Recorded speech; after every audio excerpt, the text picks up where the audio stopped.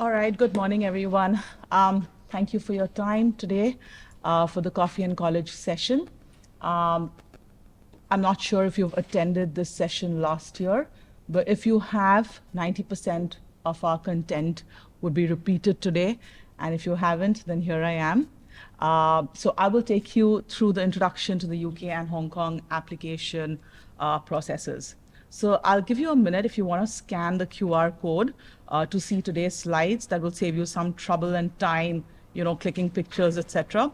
We'll also share the slides shortly after today. So by now, I'm hoping you all know us. We are the Higher Education and Careers team at West Island School. So I'm Ms. Ghosh, and I'm responsible for dynasties Han and Ming. Mr. Hirsch is responsible for Qing and Song. Ms. Chung is responsible for Tang and Yuan, and we have Ms. Kalyan. She's our HE administrator. You'll be getting a lot of emails from her shortly if your child is in year 11, 12, and year 13.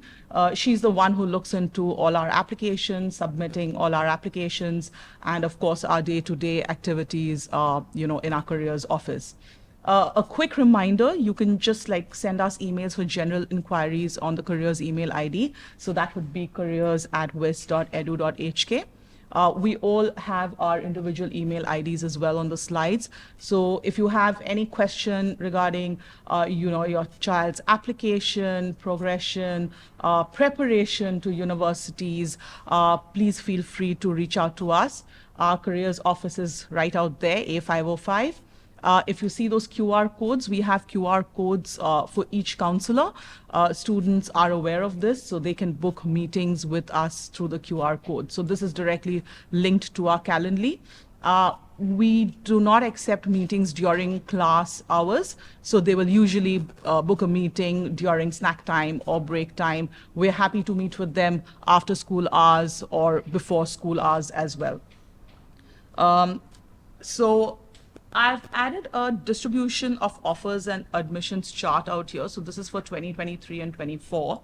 As you can see, most of our students would get offers and would probably pursue their higher education in the UK, followed by Hong Kong and the US. Again, Canada, 5%, Ireland, and other countries. Now, I know this represents mostly UK, Hong Kong, and US, but this is just to let you know that we support applications to all countries. So we have students applying to, let's say, Spain, Portugal, South Africa, and other countries as well. So for some countries, like, for example, if a student is interested in applying to a university in China, we may require some, notice because they do have the application portal opens early. A lot of research needs to be done. So we would probably have that discussion in year 11 with a student and the family when a student moves on with their post-16 choices. Like you all know, we also meet with students in year 12 and year 13. So if a student, lets us know well in advance, we support applications and we support students with their applications to all countries. So this is our table of contents for today. I'll first give you an overview of Hong Kong and UK, followed by the curriculum. I'll touch upon the research. Research is a very broad based topic, so I'll just touch upon how a student does research or can do research and how we help students to do research. The entry requirements, the application procedures, and followed by a Q&A session. So if you have any questions, please feel free to ask the HE team. We'd be happy to answer any questions that you may have. Apologies, this is a little bit of a content-heavy presentation, but I'll try and cover as much as I can. So if you have any questions, save it till after the session, and I'll take them after that. The way I will go through this presentation is for each of these contents, I will cover Hong Kong and UK both. So in that way, if your child is applying to Hong Kong or UK, everybody would have something to see on the slides. And if your child is applying to Hong Kong and the UK or is interested in Hong Kong or the UK, it's like kind of a good comparison. So this is an overview of the UK. We have more than 160 universities in the UK. Most of the undergraduate courses in the UK are for 3 years. The Scottish universities would be 4 years, and healthcare, courses such as medicine would be 5 to 6 years. Now, I make a small note here for the Scottish universities. The Scottish universities are 4 years, and they are generally, the level would be called a master's level, but they are not postgraduate, they would be undergraduate level courses. Universities in the UK are mostly course or program focused. I'll speak a little bit more about that in my next slide. The tuition fees, international tuition fees would range between 14,000 to 40,000 pounds. Now, this would again depend on the university. This would depend on the location of a university. So, if a student is applying to a university that is in London, probably the fees are going to be slightly higher. This would also depend on the courses. So if a student is applying for engineering, that range would be probably between 20,000 to 40,000. And again, the medicine course is slightly expensive. That would be about 40,000 plus. Of course, the duration for medicine, it's a longer duration. So medicine in the UK is quite expensive. The home fees would be up to £9,250, and the fee status is basically determined by the university. So if the student is a British citizen or has a UK passport, it does not necessarily guarantee them home fee status. So typically universities would want to see whether a student is residing in the UK prior to pursuing education in the UK.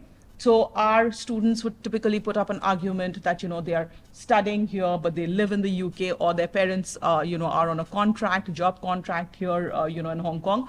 Of course, we support our students, but we cannot, like I said, guarantee that universities are going to offer home fee status.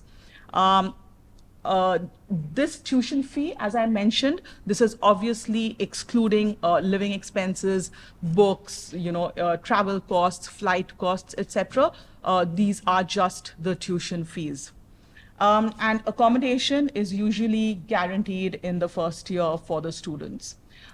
Just to go back to the tuition fees, so if a student holds a British passport and is applying to universities, it is not uncommon that we would see probably out of 5 universities, 2 of them offering home fee status and 3 of them not. So, probably 2 universities would get back and say, okay, you're, it's like home fee status, you're applicable for home fee status. But the other 3 would be saying, no, you're going to be treated as an international student. Overview of Hong Kong. So there are 22 degree awarding HE institutions. Of them, the 8 universities are funded by the UGC or government-funded universities. They're public universities. Typically, the undergraduate courses in Hong Kong would be for 4 years. Again, healthcare courses such as nursing would be 5 years, medicine would be 6 years, etc. In Hong Kong, we follow the common core curriculum or the credit-based system. So this is basically, Hong Kong offers the flexibility to students to choose their majors and minors and earn credits before they graduate. And in Hong Kong, you are likely to qualify for local fees. So that's the annual tuition fee would be 44,500. Now, as you can see, that's a lot cheaper than, like UK, US, or any other countries if you're applying as an international student. Accommodation in Hong Kong is not guaranteed. Again, this would depend on the university. This would depend on the halls of residence, the availability. So yeah, students do apply, but accommodation is not guaranteed. Moving on to the curriculum. So the curriculum in the UK, so UK typically follows a specialized approach. They are very subject focused or degree focused, as they call it. So students will apply for a degree and focus on their chosen field right from the beginning. So for example, if a student is applying, for history, the degree is going to revolve mostly around modules in history. So ancient history, European history, British history, etc.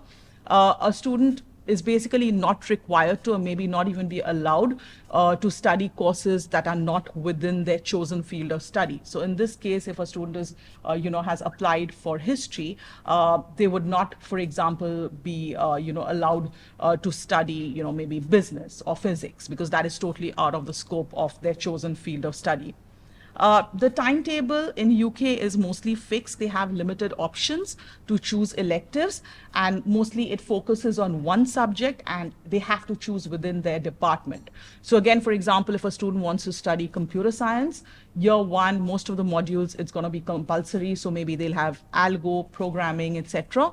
And then later, some flexibility may be offered. They may choose electives such as maybe artificial intelligence, maybe cybersecurity. But again, as you can see, this is within the department or within the faculty. It's not out of the faculty. Some universities also offer liberal arts in a combination of two subjects. So, for example, UCL offers arts and sciences degree. So that's basically an interdisciplinary degree, and that explores art, science, and humanities together. The curriculum in Hong Kong, like I mentioned before, it includes a common core. So it covers interdisciplinary subjects like languages, humanities, digital literacy, etc. So in Hong Kong, universities are, they recommend, not recommend, undergraduate students have to take the common core curriculum as well. So this is basically a foundational and interdisciplinary approach for students to gain more knowledge outside their chosen major. Unlike the UK, so the UK is extremely, like I mentioned, subject focused or degree focused. Unlike the UK, Hong Kong offers the flexibility to choose courses based on the interests and degree requirement of the student. So they will need to earn enough credits to graduate, and students also register for their preferred course using the add-drop system. So now what is the add-drop system? They are given the opportunity to kind of explore courses before the first semester, and then they can add or drop courses depending on the availability or the fit. Advanced standing is also available for the IBDP students. Advanced standing is basically skipping the first year of university and going to the second year directly.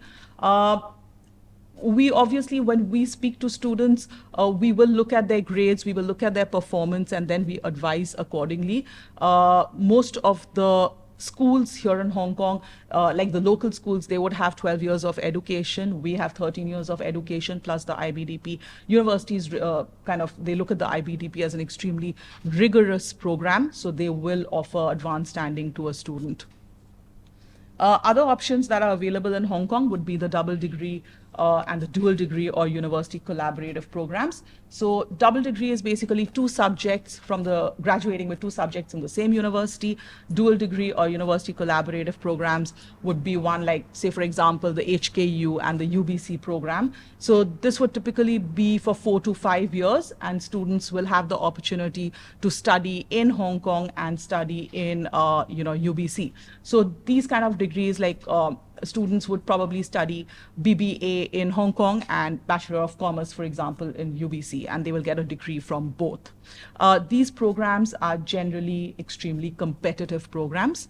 They are not like, and they have different selection processes also. For some of these programs, you will need to apply individually to both the universities as well.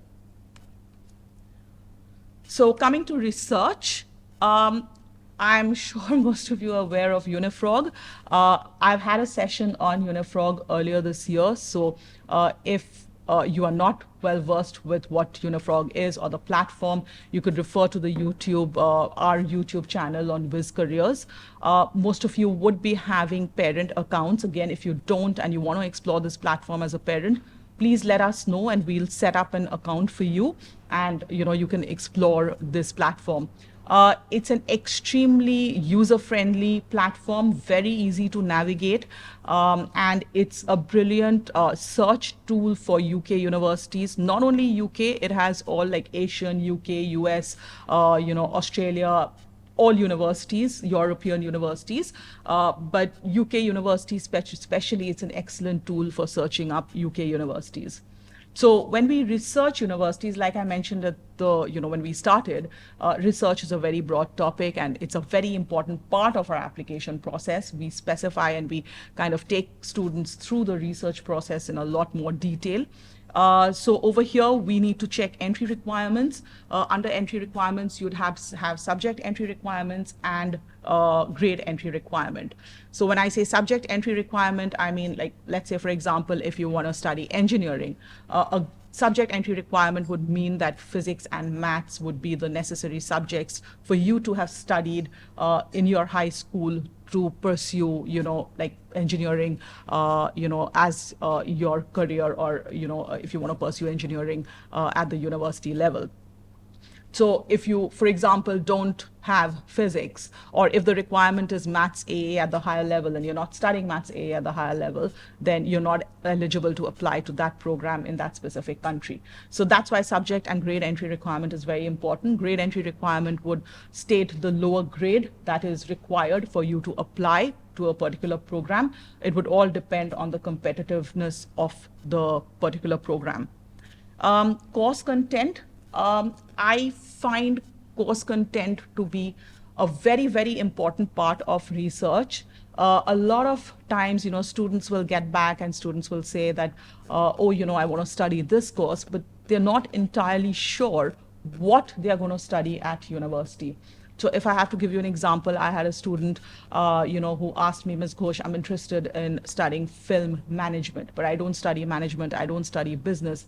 So I asked her, did you go through the course content? Do you know in year one what you'll be studying? What are the modules in year one? What are the modules in year two? So all this information is available on the website. So when you go through this information on the website, and you're like, okay, so maybe for film management, I need to study finance. I'm not very good. I don't want to, go down this line. So maybe then the student will not opt for finance management or finance and business, and film and business and film and management. They'd probably apply to just film studies. So course content is very, very important part of research, where they can go through the modules that are mentioned, for each year on the university website. Again, tuition fees, living costs, duration of the course, the location of the university, very, very important. Campus or a city-based university, some students would prefer campus-based, some students would prefer city-based, like, for example, university in the heart of London. It's a city-based university, so it again depends on what the student would be interested in, accommodation arrangement, and much more. So for UK universities, we do ask students to go through Unifrog. Another good tool is the UCAS. So if you just go onto Google and type in UCAS, you can search via universities, you can search with courses, and it will list out, all the courses and all the universities that are available. It's a good way to narrow down your research. Once you narrow down your research, please be mindful. Please do refer back to the university websites, because that will have the most updated information. Unifrog may or may not have the most updated information, because Unifrog is updated on a yearly basis. So please refer back to the university website, with respect to the grade entry requirements or any additional tests or documents or whatever they may require. For Hong Kong, I know I just said that Unifrog is an amazing tool, but for Hong Kong, I would suggest to research, universities and research for entry requirements directly through the university website. So if you go on to Hong Kong U and you just add in your, field of study that you may be interested in, it will throw up the lower grade boundary. It's going to, throw up what subjects are required and what are the minimum grade requirements for those subjects. The stated requirement is typically the lower boundary. Again, achieving these predicted grades, it does not guarantee you admission. Again, but it's obviously, it makes you eligible to apply to that particular course at that university. First choice requirements. There are first choice requirements, and second courses can't be high prestigious courses. So if a student is interested in medicine and dentistry, they have to choose one. We often have students saying that, oh, medicine is going to be my first choice, dentistry is going to be my second choice. No, both are very, very competitive courses. They're very selective. So it has to be either medicine or dentistry. And then your backup choices may be related. So like, let's say, Bachelor of Science or bioinformatics, biomedical sciences, etc. Again, course content, common core requirements, and there may be additional requirements as well, such as the interview, admissions test, portfolio, etc. So if a student wants to study architecture, interview will be required, aptitude test will be required. So when students are researching for their courses and universities, it's good to kind of understand what the requirements are going to be so that they can prepare accordingly before their applications. Entry requirements. So entry requirements in the UK with, like I said, more than 160 UK universities, they apply a range of qualifications and grades. Most of the UK universities, they are flexible and they will accept a combination of grades and a combination of courses based on the UCAS tariff points. So how this works is I have attached the link out here to the UCAS tariff points. So once you receive the presentation, you can click on this link. So for example, obviously DP is acceptable, IBCP, BTech and IB courses as well. So a student who's studying the BTech grades are going to convert to UCAS points. So say, for example, a student is on a DM. So DM would probably convert to, I think, 64 UCAS points. And then a student would have a combination of higher level or standard level subjects. So higher level would again convert to some UCAS points and standard level would also convert to certain UCAS points. So a total of those UCAS points, and then the universities are going to be mentioning on their website. So if their entry requirement is, let's say, 112 UCAS points, we will count, basis your course, and then you will be eligible to apply for that course in the university in the UK. UK universities, they offer conditional offers and typically uses the grade stated on their website. So once you apply to a UK university, you will be receiving conditional offers. Conditional offer means there will be a condition attached and you must meet that condition in order to attend the university after your final IB results are out. Once you receive a conditional offer, so students may apply with a grade that is higher than what is stated on the website. And then the condition is going to be typically the lower boundary of what the UK university has stated. So for example, again, just to add, it could be different for selective courses. Like let's say, for example, for medicine, medicine in the UK, colleges and universities will say that the boundary is 39 to 42, but they expect students to apply with a higher grade of maybe 44, 45. But when the student gets a conditional offer, the conditional offer will typically be between 39 to 42. So the offer will not be of 44 or 45. This is a little different to Hong Kong. Like Hong Kong medicine is very, very competitive. Just to add, they do expect you to apply with a 44, 45, and the conditional offer is also for a 44, 45, unlike the UK. Like I said, competitive universities courses require a higher grade than what is stated on their website, and clearing is available in July after the result release date. Students will typically go through clearing if they do not receive an offer from universities in the UK. Or let's say, this is highly unlikely because we go through extensive the research process with the students. Maybe students are going to say that, oh, I haven't received an offer from the university that I wanted to attend, and maybe I've received an offer from my backup university. I'm not very interested. They want to decline their offers, and then they want to apply through clearing. Under those circumstances, it's highly recommended that they speak to their counselors. But yes, clearing is available in July after the results are released. Alternatives in the UK, I'll just quickly go through this. Most universities, they offer a foundation year. This is a one-year program and it's designed to prepare students for their undergraduate degree. It's basically a bridge between high school and university. They have lower entry requirements, and some of the universities, they use external organizations to run their foundation programs. Although it's a foundation program and it's a one-year program, but you will share the same facilities. For example, library, accommodation, canteen, etc. These are all shared. It's all on the same campus, and there's a very high progression rate to the university.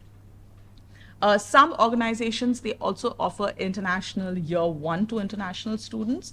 So again, they have a lower entry requirement, but these would be higher than the entry requirements for those of foundation years. And this has a direct entry to 2 upon completion to university. Some of these organizations, I mean, you may have heard of Kaplan and Into and Study Group, etc. So you could reach out to them directly. Then under these circumstances, you do not need to wait for the UCAS deadline and, apply within that specified period of time. You can just go through these organizations, and students can do the international year 1. If students have the right to work, then apprenticeship is available. Again, there is a tab on Unifrog on apprenticeship. I would suggest you to go through that, if students are interested. Entry requirements in Hong Kong, very simple. Hong Kong universities, they mostly accept the IBDP. HKU, CUHK, and UST have come back to us saying that they will only accept the DP. They are not going to accept the CP or the BTech courses. We are still working on this, but as of now, they have said that they are not going to accept it. Some universities like Lingnan and Baptist have said that they will accept the CP, or they will rather consider the CP. And City U have also said that they will look into just the BTech. Again, having said that, this does not guarantee admission. They will consider it. They will look at the application. It is on a case-to-case basis. It's not necessary that every application is going to be evaluated. They will look at the student's profile. They will look at the student's grade. But yes, they have gotten back to us and they have said that they will consider it. Alternatives in HK. So you have the associate degree and the higher diploma. So this is offered by community colleges in Hong Kong, such as HKU Space, and this is generally a 2-year program. The transition into university is, again, high progression of transition into university. You also have the associate degree. So the associate degree is designed to be very academically focused or rigorous, such as languages, business, social sciences, arts, etc. And the higher diploma focuses more on vocational or professional training. So you may often see job, adverts of, higher diploma graduates required. So this is more because it's hands-on experience, skill set based, and professional training such as design, marketing, aviation, etc. Students will need to apply to universities in Hong Kong for a progression, and admission to the first or third year again is based on their GPA. Costs for this is slightly higher. Undergraduate courses in Hong Kong would be around 44,000 Hong Kong dollars. This would be about 59 to 70,000 Hong Kong dollars. Okay, so now the application procedure. UK, it's through UCAS. You can apply to a maximum of 5 universities or 5 applications. You can apply to a maximum of 2 courses at 1 university. So for example, if you're applying to UCL, you can apply 2 courses at UCL, 2 courses to, like, let's say Imperial, and 1 course to another university. That's acceptable, but you cannot apply for more than 2 courses at 1 university. If a student is interested in medicine, can apply to only 4 courses in medicine. The 5th one will have to be another, course related to medicine. So students would typically apply, for biomedical sciences or, related courses. In the UK, we have early application. Early application, the timeline is generally mid-October, so it would be 15th or the 16th of October. Oxbridge, medicine, vet med, dentistry, students applying to these courses would need to apply early. Once the application is closed for early application, students interested in these courses cannot apply anymore. A personal statement is required. I'll speak a little bit more about the personal statement in my next slide, but you need to write a personal statement that would be less than equal to 4,000 characters, approximately 650 words. Again, tutor references and UAGs will be required. Tutor references and UAGs are added by the HE team once a student submits their application. Again, admission tests, interviews, and portfolio may be required. Courses in Oxbridge would require admission tests. Some of the maths courses, the pure maths courses, like let's say in Warwick or other universities, they would require the TMUA, which is the maths test. Medicine is UCAT, law is LNAT. We have different timelines for sitting these tests. So again, research is very important to know these timelines, the deadlines, preparation for these tests in order to apply. Portfolio is generally required to be submitted once you submit the application. But again, please refer to the university website for further details.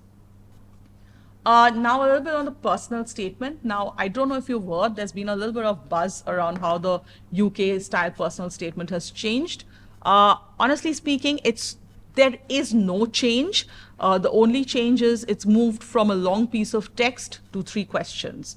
So as we all know, a personal statement is all about a student talking, or rather a chance for a student to get noticed for the talents that a student possesses and things that a student may have done outside their regular curriculum. As you know, not all courses do have interviews, so obviously we kind of give a lot of weightage on students writing their personal statement, because that is what universities are mostly looking at and deciding. It's like, you telling the university why you are the best and why they should admit you to their university and what you have to offer to them at a later stage as compared to the rest. So it is a very important part of the application process, because obviously, like I said, it's an opportunity to talk about yourself. As you can see, it has, right now, the personal statement is divided into 3 questions in 3 boxes. So the question 1 is, why do you study this course or subject? So why are you passionate about this? How have your qualifications and studies helped you prepare for this course or subject? So, what are the kind of things you've done related to your course at school, outside school? And what else have you done to prepare outside of education, and why these experiences are useful? So any kind of personal experiences that you may have, a lot of students may face challenges. So what were those challenges? How did they overcome? That speaks a lot about their personality. So honestly, till last year, we addressed all these questions, but it was in the form of a long text. These 3 questions, they are basically a kind of guidance and more about a fact that, okay, students will have to address this. When you're writing a long paragraph, they may or may not address these questions directly. But now, since it's divided into question 1, 2, and 3 and in boxes, they have to address these questions directly. So it also makes it easier for universities to kind of relate to the students with respect to these questions. I've also attached the UCAS website. I've linked it out here. So if you want more information and more details, you'll find it on the UCAS website. So now applications, how does it work? So students, this is for the UK, students will link their application to UCAS and submit their application to West Island School. Our team will check this application and input your UAG and reference. So a point to be noted here, once you submit your application, the application is not received by universities or UCAS.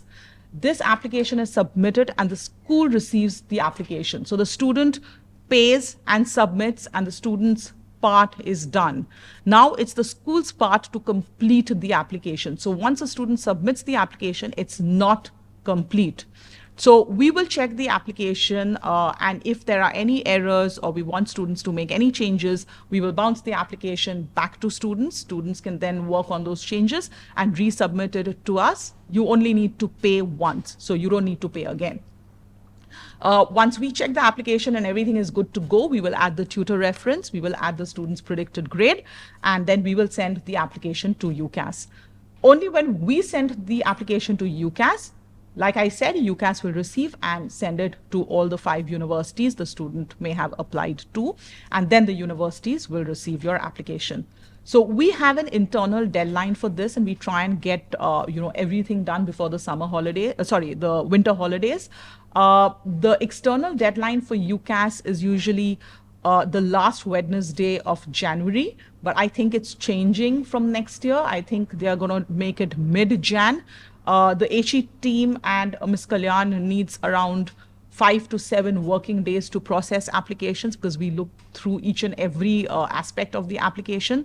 So, I mean, sometimes students feel, oh, the external deadline is 16th of January, so I can submit my application on the 15th. No, I mean, we cannot process that application within 24 hours.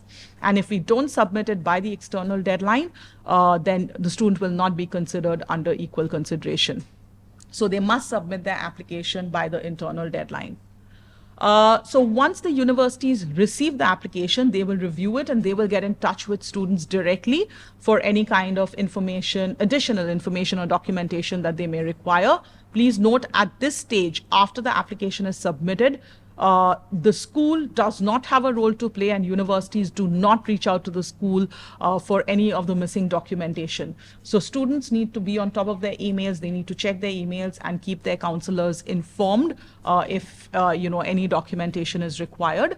Once this part is complete, if documents are required, once this part is complete, then results will be released on the UCAS track. So offers will be released, whether they're successful or unsuccessful.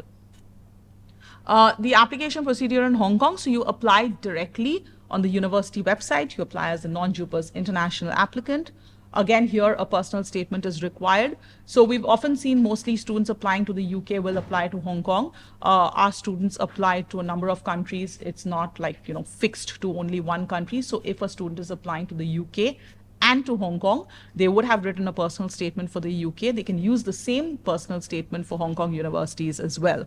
Of course, provided that they are applying to the same course. So if they are applying for, like, let's say, engineering in the UK or business in the UK and law in Hong Kong, then obviously they can't use the same personal statement.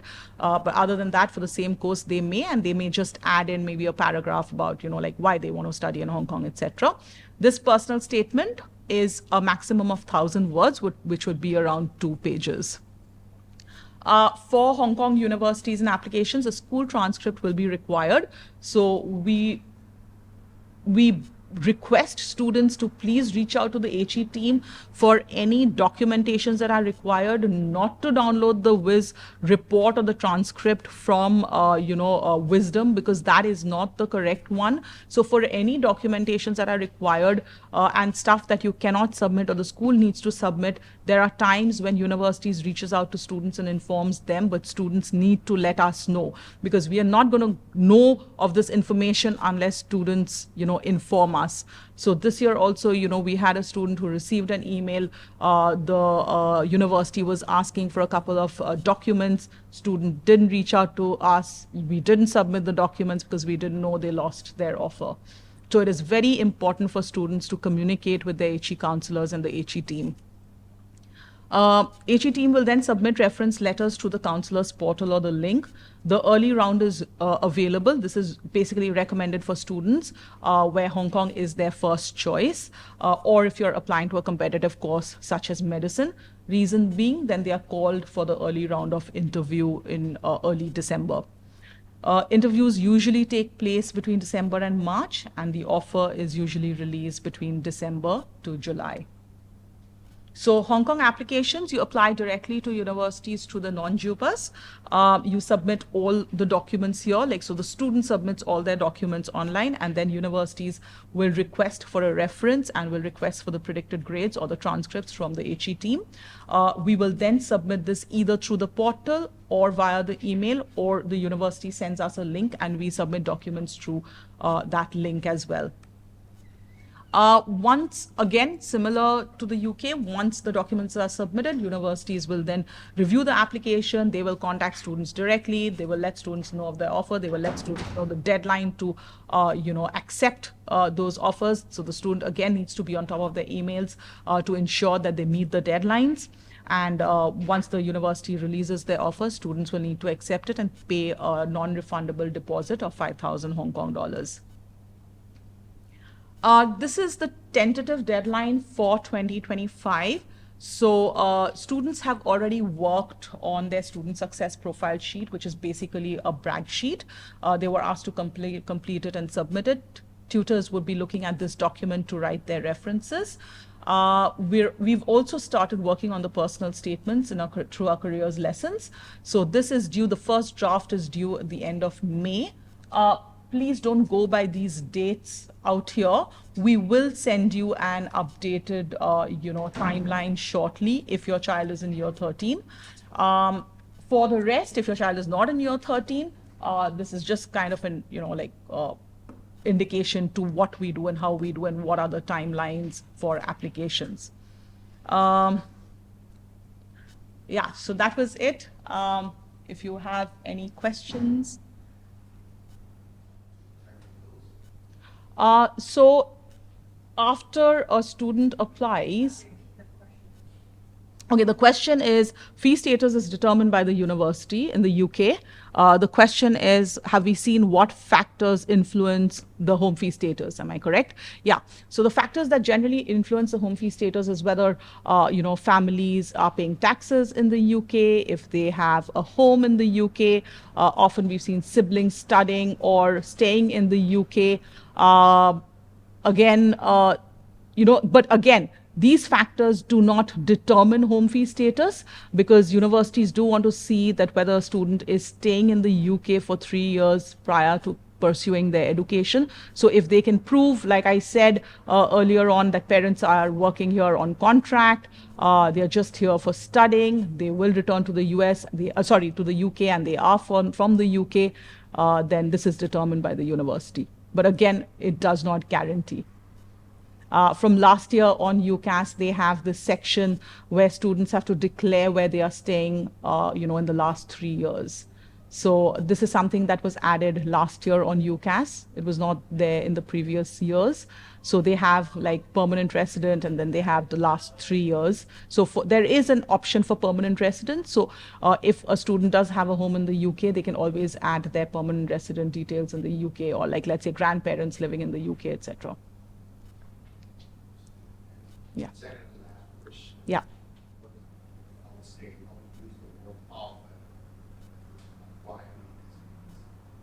Okay, so like I said, that they can apply for advanced standing because, oh, sorry. Okay, sorry.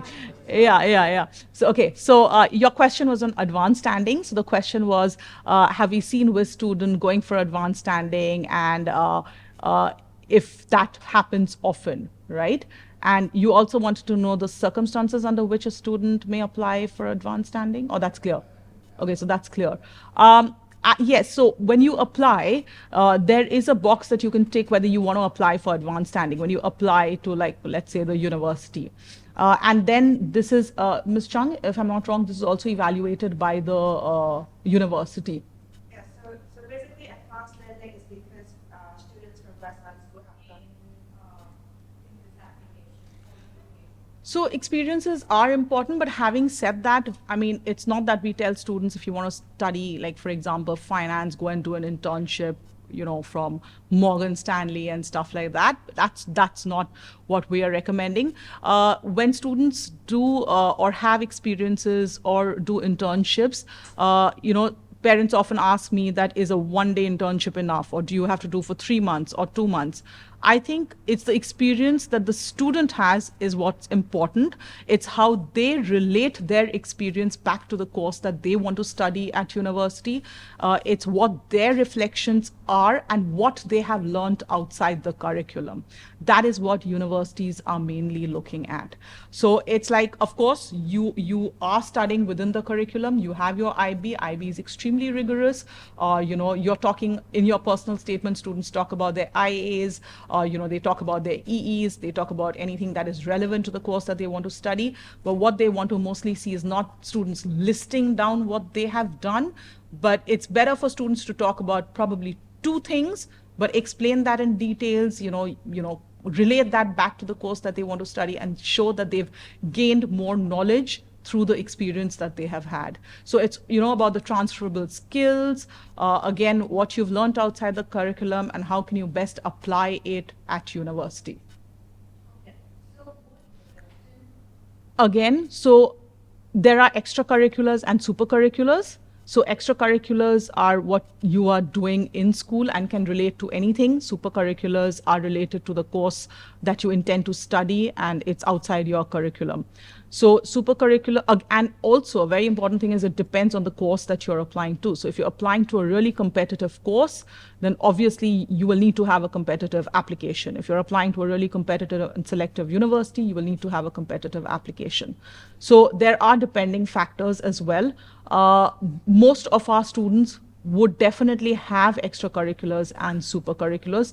They have their CAS activities as well. So a lot of their students, they talk about their CAS activities. Again, for CAS, this is something that probably 10 students are doing. So if you're talking about volunteering at a place, 10 students are volunteering. But how do you depict yourself that you are different from the rest? So I could be like, 10 of us could be doing the same volunteering, stuff, but I could be doing something differently, right? So how do I portray that? How do I express that? How do I showcase that? That's what's important. So when we are reading personal statements and we are giving feedback and we see, 10 students have written, oh, like I'm volunteering or I'm doing that Kids for Kids, we ask, what have you done differently? How do you showcase yourself through this? Because there are 10 other kids who are writing the same thing. Yeah. They no, they don't ask for proof, to be honest. But again, whatever you have done or showcase, like it will show through your personal statement. So, if a student, we don't expect students to fabricate stuff in their personal statement. We let them know that very clearly. So if you've done something or you've had a particular experience, please make sure you add that. Don't imagine you're doing something and what the outcome may be. So yes, they don't, but obviously, like let's say, for example, reading a book is also a super curricular, for example. So if you're reading a book and you're talking about, your thoughts, changes, your reflections, a university would know whether you have read that book or you've just mentioned that book without, showing your reflections, for example. So they don't ask for proof, but if that course calls for an interview, they may ask you questions, regarding what you've written in your personal statement.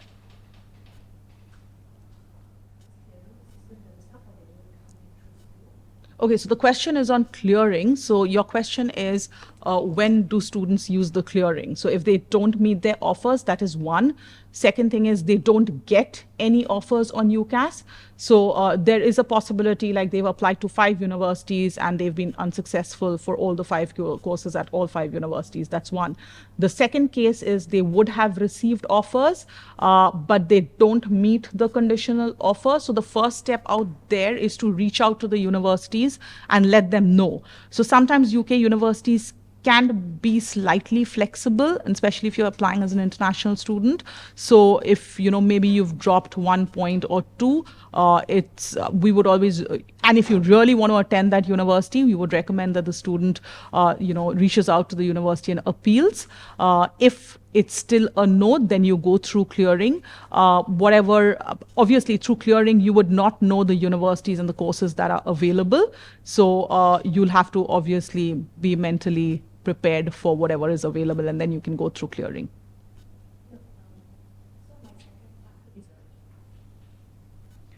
Okay, so like we mentioned, clearing would be a student has applied to 5 universities.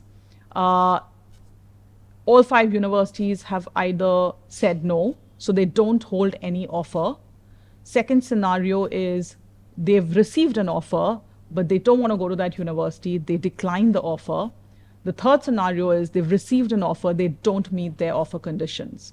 So clearing opens once results are out. So that would open generally on the 5th of July. And students can then apply to universities via the clearing process. So in the clearing process, universities would have vacancies for certain courses. They are going to list out these courses on clearing, and then the student can go via clearing to select the courses that they may be interested in. This does not guarantee that the course that they are primarily interested in would be in clearing. There are years where there would be, there may be years there wouldn't be. So it depends on the vacancies that universities have as well for the courses that they put up on clearing. So then students reach out to these universities and they will see whether they meet the they meet the conditions, because the results are going to be out by then, and then they can apply to these universities via clearing.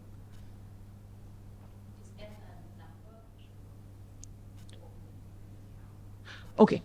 So you mentioned your daughter is in year 12, right? And you want to know about the application process. Okay, so if your daughter's in year 12, we've already started the careers course with the year 12 students. We started them in January this year, and we've been taking them through the entire application process, right? From researching universities to how to apply to universities. So before the summer break, rather, I think in the next cycle, we will be sitting with students and helping them to open their UCAS accounts.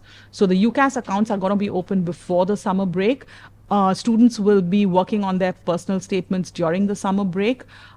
If students want to go in for early applications, then like I mentioned before, the deadline is second week of October, and then the regular round applications would be before the winter holidays. But we will be assisting them with the application process. So they would have their UCAS accounts open before the summer break. Yeah. Okay, so thank you. I'm assuming there are no more questions. Thank you very much for your time and for the session. We have one more session in June, right? Coffee and College. Okay, so we'll send you information. If you want to see the slides, we'll send you the slides shortly. And all our Coffee and College sessions are recorded on YouTube. So if you've missed any in the last year and you'd like to catch up on any, please feel free to go through our YouTube channel. Thank you.